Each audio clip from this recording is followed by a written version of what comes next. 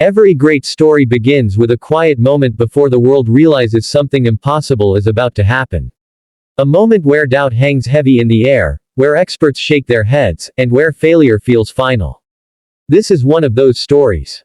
And today, you're about to hear how a 10-year-old girl did what dozens of trained specialists couldn't, and how her insight brought a top-secret military drone back to life. Before we dive in, welcome back to the channel.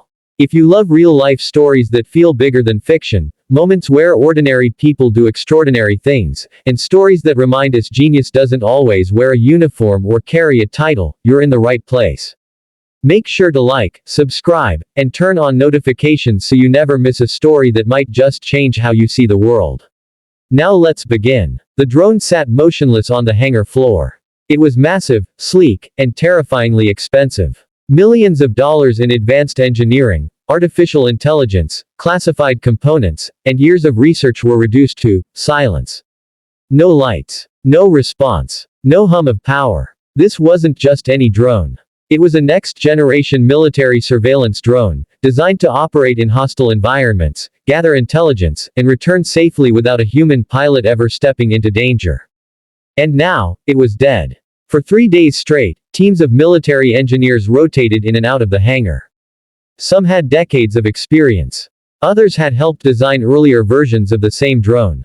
They ran diagnostics, replaced components, reflashed firmware, cross-checked schematics. Nothing. Every test ended the same way: failure. The commanding officers were growing impatient. Every hour the drone stayed grounded meant lost intelligence, delayed missions, and rising pressure from higher command. Rumors began spreading that the drone might be permanently decommissioned. That's when a man named Daniel stepped into the hangar, holding his daughter's hand. Daniel wasn't an engineer on the project. He was a systems logistics officer, responsible for coordinating teams and supplies. He wasn't even supposed to be there that afternoon. He was only stopping by briefly to drop off paperwork before heading home. But childcare plans had fallen through.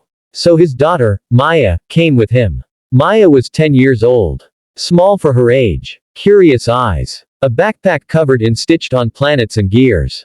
The kind of kid who took toys apart just to see how they worked, and sometimes forgot to put them back together. As they walked through the hangar, Maya stared. At the drone. At the engineers arguing quietly. At the tension in the air. She tugged on her father's sleeve. "Why does everyone look so mad?" she whispered. Daniel sighed. "Because something very important isn't working." Maya squinted at the drone. "What is it?" He hesitated. "It's a drone. A very complicated one. Why isn't it flying?" "That," he said, forcing a smile, "is the problem." Daniel expected that to be the end of it. But Maya didn't stop staring. As he spoke to a colleague, she slowly drifted closer, careful not to cross any lines painted on the floor.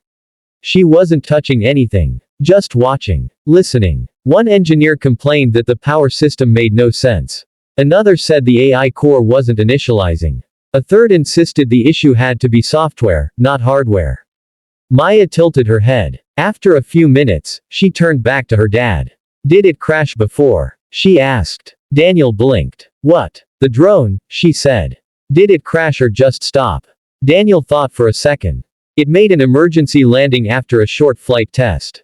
Maya frowned. "So it worked, and then it didn't?" "Yes." She looked back at the drone, eyes narrowing in concentration.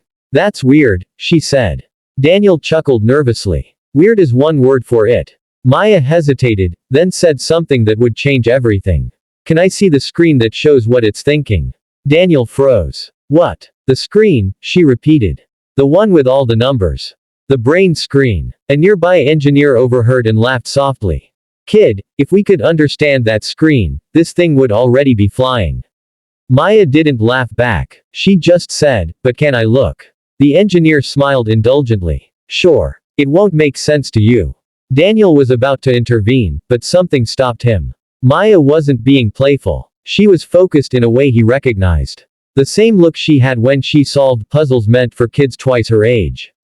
He nodded. They led her to a monitoring station where a frozen diagnostic display still glowed. Lines of code. Error flags. System states locked in a loop. Maya climbed onto a chair. She stared at the screen for a long time.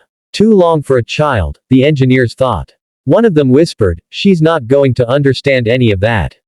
5 minutes passed. Then Maya spoke. "Why does it think it's still in the air?" The room went quiet. An engineer stepped closer. "What did you say?" Maya pointed at a value on the screen.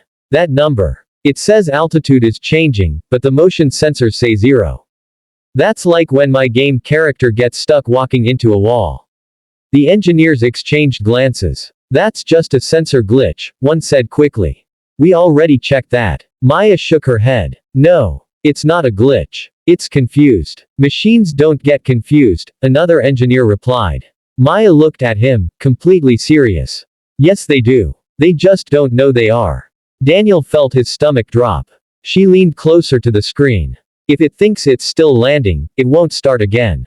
It's waiting for something that already happened." The room was dead silent now. One engineer cleared his throat.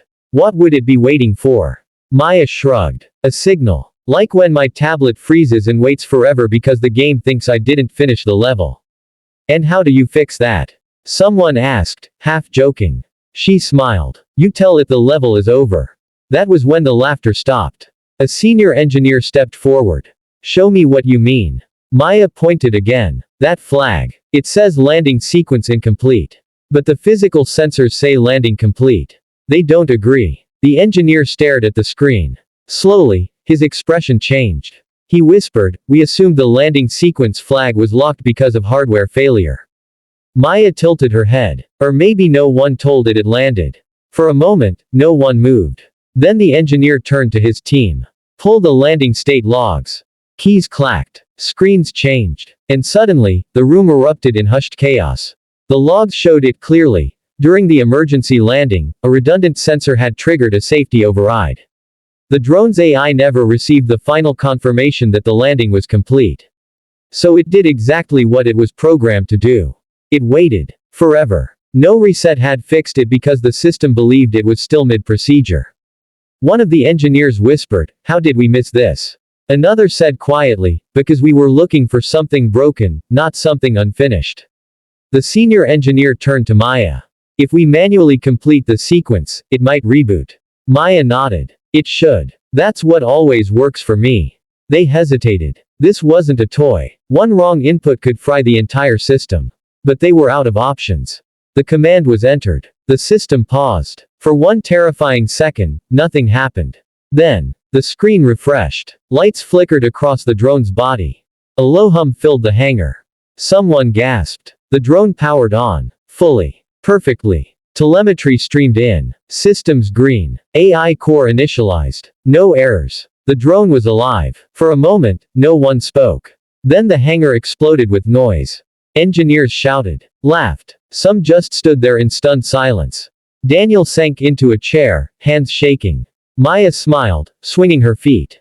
"Can it fly now?" she asked. The senior engineer laughed, a sound half disbelief, half awe.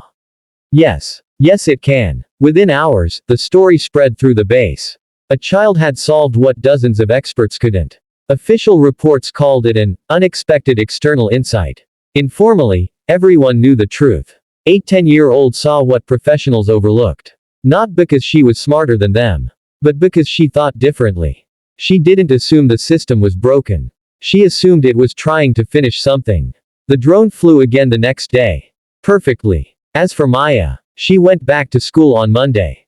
Did her homework. Took apart an old radio that weekend just to see what was inside.